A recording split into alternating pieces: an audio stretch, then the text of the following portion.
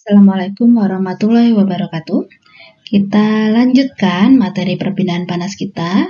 Beberapa materi yang lalu kita sudah belajar tentang perpindahan panas konduksi. Sekarang kita mulai masuk ke perpindahan panas konveksi.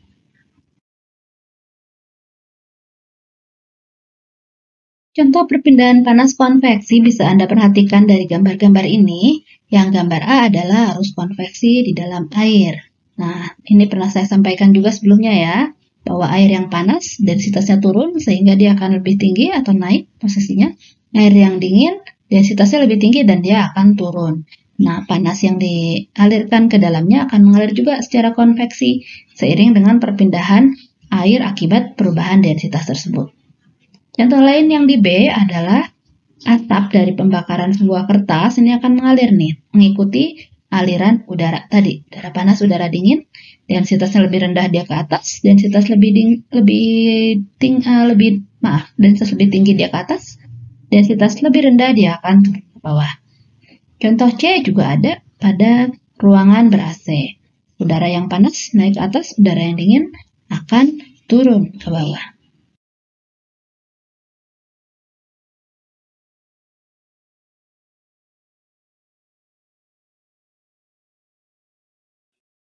Konveksi itu pengertiannya adalah hantaran kalor yang disertai dengan perpindahan partikel perantaranya. Nah, konveksi ini terjadi pada fluida gas dan cair. Contoh, itu sudah kita gambar pada gambar-gambar tadi juga ya. Nah, ada pada zat cair yang dipanaskan, ventilasi kamar, cerobong asap, dan pada kipas angin.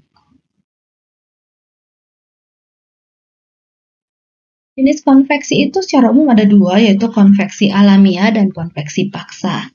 Nah, apa itu konveksi alami? Konveksi alami itu pergerakan fluida yang terjadi akibat perbedaan massa jenis. Contohnya tadi, pemanasan air atau pemanasan udara tadi. Intinya, bagian fluida yang menerima kalor atau sudah dipanasi akan memuai. Ketika memuai, massa jenisnya jadi lebih kecil, sehingga akan bergerak ke atas. Sedangkan fluida yang dingin tadi, dia belum memuai, massa jenisnya lebih tinggi, tempatnya akan diisi oleh fluida dingin itu. Nah, oleh karena itu akan terjadi pergerakan partikel fluidanya. Contoh, saat masak air, ketika panci dipanaskan, volume air bagian bawah yang terkena panas akan mengembang. Volumenya lebih besar dan mengakibatkan massa jenisnya menjadi lebih kecil. Oleh karena itu, air bagian bawah menjadi lebih ringan dan bergerak naik ke atas.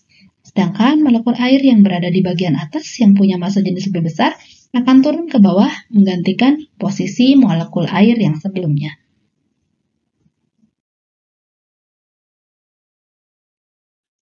Jenis konveksi yang kedua adalah konveksi paksa, yaitu proses pergerakan fluida yang langsung diarahkan tujuannya dengan alat bantu, jadi tidak bergerak hanya karena perbedaan densitas seperti tadi, tapi didorong juga dengan bantuan alat seperti pompa atau blower.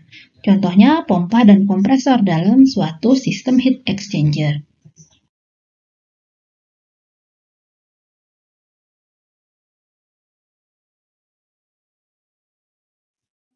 Dua gambar berikut ini akan menunjukkan perbedaan antara konveksi alamiah versus konveksi paksa.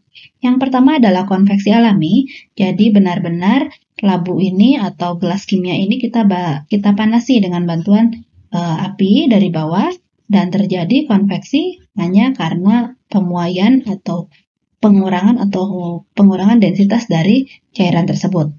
Nah, tapi kalau yang konveksi paksa di kanan supaya lebih cepat panas airnya, maka dibantu dengan batang pengaduk seperti ini. Jadi yang kiri adalah konveksi alamiah, yang kanan adalah konveksi paksa.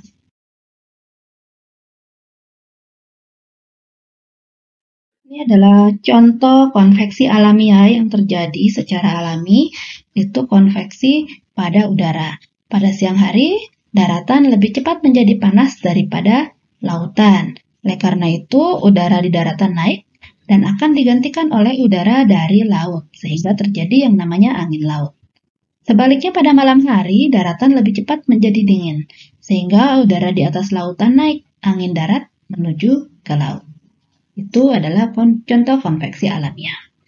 Oke, untuk teori konveksi selesai sampai di sini. Silakan Anda masuk ke topik selanjutnya mengenai perhitungan konveksi.